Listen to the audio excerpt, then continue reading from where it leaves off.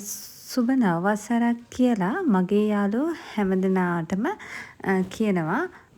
ඉතින් මේ අවුරුද්ද ලබන්න කලින් තමයි එහෙනම් අප්‍රේල් 13 වෙනිදා එදා තමයි ඇත්තටම මට ගෙදර ආස්පස් කරන්න ටයිම් එකක් තිබුණේ. මොකද අපිට නිවාඩු හම්බුනේ 11 වෙනිදා.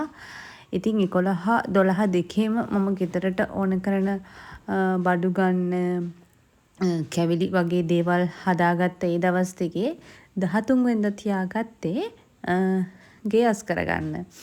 ඉතින් මගේ ගෙදර ගොඩාක් කුණු නැහැ. ඒත් අර අවුරුද්දට ගෙවල් අස් කරනවා කියන ෆීලින් එක පොඩි කාලේ ඉඳලම තියෙනවා. ඒක අමුතුම එකක්. අනිවාර්යයෙන්ම පුංචි කාලේ ඉඳලම අවුරුද්ද එනවා කිව්වම අපි මහ ගෙදර ඉද්දිත් ගෙවල් දොරවල් හරියටම ක්ලීන් කරනවා. ඉතින් මට මේ ගොඩක් කිලිටි වෙලා තිබ්බේ නැතත් වෙලාව ඉතිරි වෙලා තිබ්බේ නැතත් මට අනිවාර්යයෙන්ම ගෙදර ක්ලීන් කරන්න ඕන. ඉතින් 13 වෙනිදා තමයි මම ඒකට තියාගත්තේ. ඉතින් ඔක්කොම වැඩ 13 වෙනිදාට මම තියාගත්ත නිසා මට එදා මං හිතන්නේ මං එක මොහොතක්වත් වාඩි ගත්තේවක්වත් කෑවෙත් නැහැ. ගෙවලස් කරන එකමයි කරේ. කර්ටන්ස් නම් මුලින්ම මාර්තු වෙල හොදගත්ත නිසා වෙලාවට ගියා.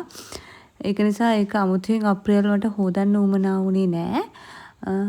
මකුණු දැලුත් ගොඩක් ගෙදර බැඳලා තිබ්බේ නෑ. අර විත්ති වල තියෙන දූවිල්ල තමයි මම මේ පීදලා දාන්නේ. අලුත් අවුරුද්ද කියන්නේ වෙනම එකක්. ඇත්තටම සිංහල බෞද්ධ විදියට අපේ ලොකුම මංගල්‍ය තමයි අලුත් අවුරුද්ද කියන එක. ඉතින් ඒක අපේ යුතුයකමක් ඒ අලුත් අවුරුදු චාරිත්‍ර වාරිත්‍ර ඉස්සරහට අරන් යන එක. මං කොච්චර කාර්ය බහුල වුණත් මං ඒ දේවල් කරන්නේ හරිම කැමැත්තෙන්. මොකද මේ පුංචි දරුවෙක් ඉන්න අම්ම කෙනෙක් තමයි මම. එයා මම මේ කරන හැමදේම දකිනවා. ඉතින් එයාත් කවදා හරි දවසක අම්ම කෙනෙක් වුණාම මේ විදියට අවුරුද්ද සමරයි. ඒ නිසා මං අනිවාර්යයෙන්ම මගේ පුංචි කාලේ මගේ අම්මා කරපු දේවල් මට පුළුවන් විදියට මං කරනවා. ඒක තමයි අපේ යුතුයකම සහ වගකීම. අපේ දේ රැගෙන ඉස්සරහට යන එක.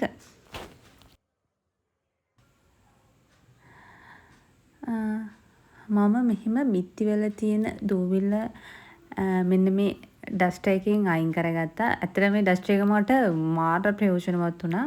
මම ෂොප් එකකට ගිය වෙලාවේ තමයි මේක දැක්කේ. ඒක දිග අරින්න පුළුවන්. කලින් තිබ්බේ ප්ලාස්ටික් එකක්.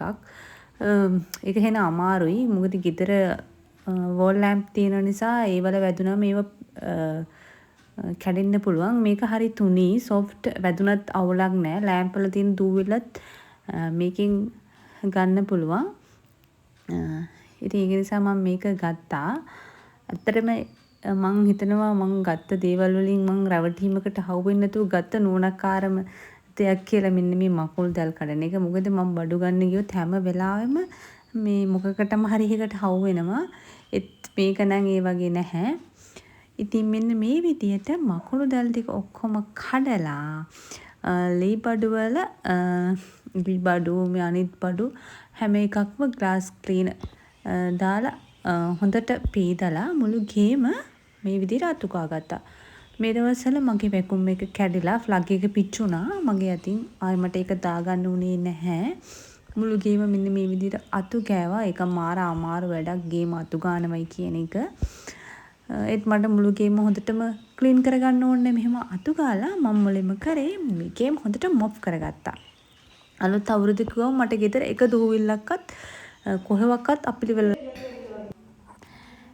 මේ පාන්දර 3ට විතර ඇති. මං කරේ නැකත් වෙලාව ලං වෙන්න කලින් නැකතට අවශ්‍ය කරන බඩු ටික මෙන්න මේ විදියට ගෙනල්ලා තියාගත්තා. නැ ලිපගිනි මොළවන නැකතේ තිබුණේ 4:04ට. ඉතින් මට ඕන වුණා කිරිබත් වගේම කිරිත් උතුරන්න. කිරි උතුරන්න සාලේ මැද හදාගත්තා. ඒක නිසා සාලේ මැදට කිරි උතුරන්න ඕන කරන ටික මෙන්න මේ විදියට ලෑස්ති කරගත්තා. ටයිල් උඩ කිරි උතුරනෝ නිසා පාපිසි දෙකක් තියාගෙන මෙන්න මෙහෙම තාඩුවකුත් තියාගෙන තමයි ලිප පත්තු කරන්න සූදානම් කරගත්තේ. මට වැලි ගන්න අමතක වුණා. මෙන්න නම් වැලිත් තියෙනවා. මොකද වැලි උඩ රත් වෙද්දි ටයිල් වලට එච්චර බලපෑමක් සිද්ධ වෙන්නේ නැහැ කියලා හිතන නිසා ඒත් අද ගන්න උනේ නෑ. දැන් වැලි ගෙට ගන්නත් බෑනේ. ඊට පස්සේ මට කිරි මුට්ටියක් ගන්න කඩේට ගිය වෙලාවේදී ඒ කඩේ කෙනා මෙන්න මේ ඖෂධ දර එක දුන්නා. ඒක කිරි උතුරන වෙලාවට දර විදියට කනවා නම් හොඳයි කියලා ඒ මහත්තයා කිව්වා. ඉතින් මම අරගෙන බලුවා ෆස්ට් ටයිම් තමයි පාවිච්චි කරන්නේ. ඒකේ තිබ්බේ රත් හඳුන් සුදු හඳුන් මට අනිත් ඒවා නම් මතක නෑ. මෙන්න මේවා තමයි. ඉතින් මට හිතුණා කිරි උතුරද්දී ඒ වගේ හොඳ දෙයක් දාලා කිරි උතුරනවා නම් හොඳයි කියලා. ඊට පස්සේ මම කිරි උතුරන දේවල් මෙහෙම සාලේ මැදින් සූදානම් කරලා කුස්සියට ගියා. ඊට පස්සේ කුස්සියත් කිරිබත් උයන්න ඕන කරන ටික ලෑස්ති කරලා තිබ්බා. ඔන්න නැකත් වෙලාව ආවා. ඔන්න දැන් මම කිරි උතුරන්න තමයි මේ යන්නේ. අපේ චුටි බබා මේ වෙලාවේ ඉඳී අපි දෙන්න විතරයිනේ ගෙදර ඉන්නේ. එයාව මම ඇහැරුවා. එයා මහා පාන්දර නැගිටින්නේ නැහැ. ඉතින් එයාට කරදර කරන්නේ නැතිව මම විතරක් ඉතින් ඔන්න කිරි උතුරන්න පටන් ගත්තා. ඉතින් මෙතන කිරි උතුරන ගමන් මට තව රාජකාරියක් තියෙනවා. එහා පැත්තේ කිරිබත් එකත් හදා ගන්න ඕන. මම ඉක්මනට මේ දර ටික මෙහෙම පත්තු කරලා මේ ටක් ටක් ගාලා ලෑස්ති වෙන්නේ එහා පැත්තට ගිහිලා කිරිබත් එකත් හදන්න. ඉතින් මෙන්න මේ විදියට කිරි උතුරන වැඩේ සූදානම් කරලා මම ඉක්මනටම දිව්වා කිචන් එකට. තනියෙන් ඉතින් මම මේව ඔක්කොම කරගන්න එපා. මං විතරයි කියලා මේ වැඩේ නොකර ඉන්නත් බැහැනේ. ඔන්න දැන් මම මේ හදන්නේ කිරිබත් හදන්න. මේ වෙලාවේ ටැප් අරින්න හොඳ නෑ. මම ගනුදෙනු කරන්නේ ටැප් එකත් එක්ක මුලින්ම. ඒක අපේ අම්මා අපි පුංචි කාලේ ඉඳලම කරපු දෙයක්. අපේ ගෙදර ලිදක් තිබුණේ නැහැ. අම්මා ටැප් එකත් එක්ක තමයි ගනුදෙනු කරේ. ඒක නිසා දැන් මේ වෙලාවේ ටැප් පහලා තියෙන්නේ. මට අවශ්‍ය කරන වතුර ටික මම භාජන වලට රෑම පුරව ගත්තා. මොකද ටැප් එක අරින්න හොඳ නැති නිසා. ඒක නිසා ඒ පුරවගත්ත වතුර වලින් හාල් එක මෙන්න මේ විදියට ඉක්මනටම සෝද ගත්තා. මොකද එහා පැත්තේ කිරි මුට්ටිය මං තියලානේ ආවේ. වෙන්දනම් බබා ඉන්නවා ඒක බලාගෙන. අද බබා ඉදි නිසා මේ ඒක බලන්න කවුරු නැත්නම් මං දඩබඩ ගාලා මේ කිරිබත් හදන හාල් ටික මේ විදියට ඉක්මනට සෝදගත්තා.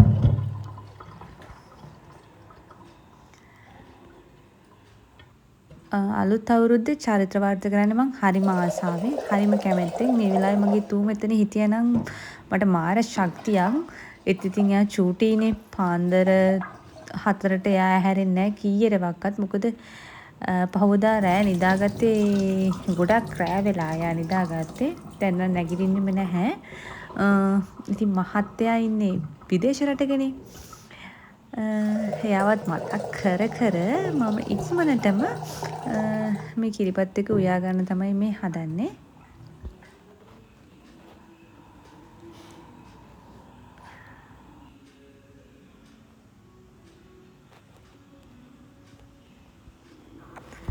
කලබලයට හල් හේදුවට මට ලුණු දාන්න අමතක වුණානේ.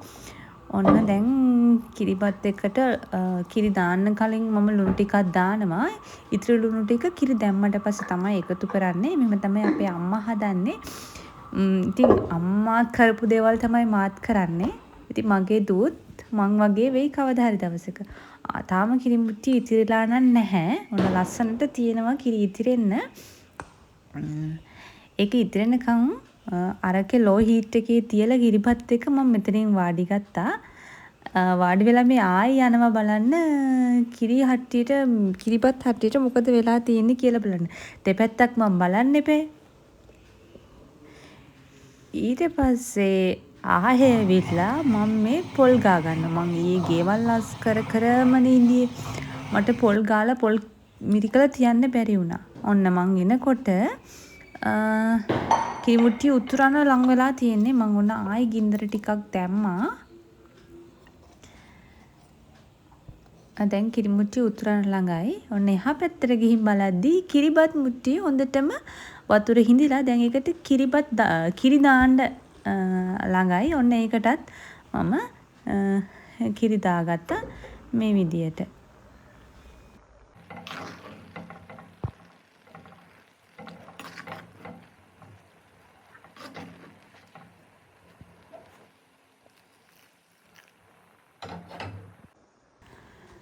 කියන්න බැරි වුණානේ මම කිරිබත්තු යන්නත් හැම අවුරුද්දකම කිව්වම ගොඩක් කල් තියේ මහ ගෙදර දැන් අවුරුදු 2කට විතර උඩදී තමයි මං මගේ ගෙදර ආවේ.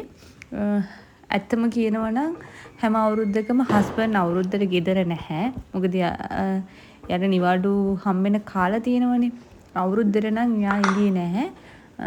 මම හැම අවුරුද්දකම කිරිබත්තු යන්නත් අලුත් හට්ටියක් ගන්නවා.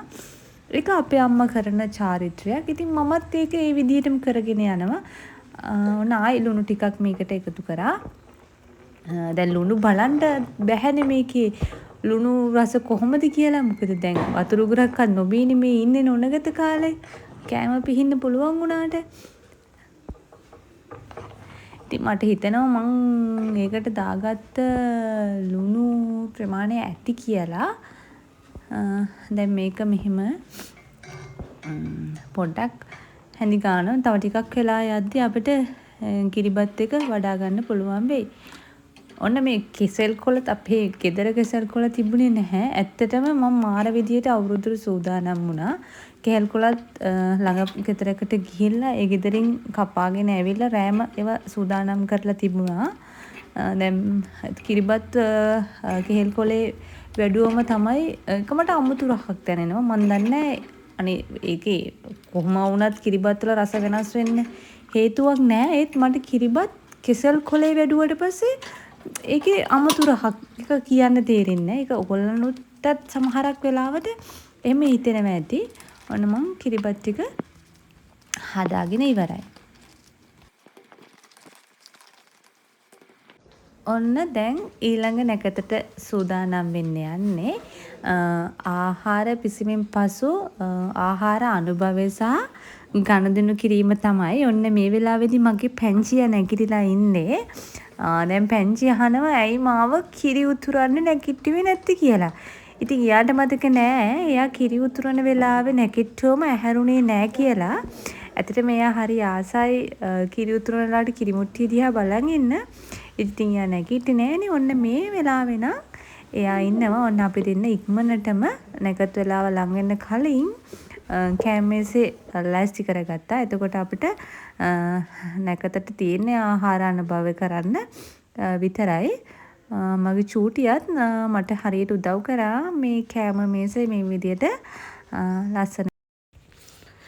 ඔන්න ආහාර අනුභව කරන නැකත් වෙලාව උදා වුණා. ඔන්න මගේ චූටියට තමයි මම මුලින්ම කැව්වේ. ඔන්න ඊට පස්සේ මම ගියා ඉස්සෙල්ලාම ගනුදෙනු කරන්න චැප් එකත් එක්ක. මෙන්න මෙයත් ඇවිල්ලා. මට දැන් ඉතින් මෙතන ගිහිල්ලා වදයක් දෙන්න තමයි මෙයා මේ සූදානම් වෙන්නේ. මම මෙහෙමයි චැප් එකත් එක්ක ගනුදෙනු කරන්නේ. චැප් එක ළඟට ගිහිල්ලා බාරය කාසියක් රෙදි කෑල්ලකින් සුදු රෙදි කෑල්ලකින් ගැට ගහලා තමයි වතුර ගත්තේ. ඉතින් අපේ අම්මත් මෙහෙම තමයි කරේ. පිටිපස්ස දොරෙන් ගිහිල්ලා වතුර අරගෙන ඉස්සරහ දොරෙන් එනවා. ඉතින් අම්මා කළපු දේම මාත් කළා. ඊට පස්සේ මම හොඳට බුදුන් වැන්දා. බුදුන්ටත් මුලින්ම තමයි බුදුන්ට බුද්ධ පූජාවන් තිබ්බේ. මම මේ වීඩියෝ එකේ අන්තිමට ඒක පෙන්නුවට අපි ආහාර අනුභව කරන්න කලින් බුදුන් වහන්සේට තමයි හැම වර්ගයකින්ම ආහාර මුලින්ම පිළිගන්නුවේ. වීඩියෝ එකේ අන්තිමට එඩිට් කරන්න කියලා තමයි මගේ අතින් ඒ දේ වුණේ. ඉතින් මගේ යාළුවෝ හැමෝටම මම කියනවා මේ ලැබුවා වූ සිංහල හින්දු අලුත් අවුරුද්ද සුබම සුබ නිදුක් නිරෝගී කිරියෙන් පැණියෙන් ඉතරෙන සුබම සුබ අලුත් අවුරුද්දක් වේවා කියලා. ඉතින් ආයි අපි මේ වගේ ලස්සන වීඩියෝ එකකින් හමු වෙමු. එතකන් පරිස්සමින් සතුටින් ඉන්න.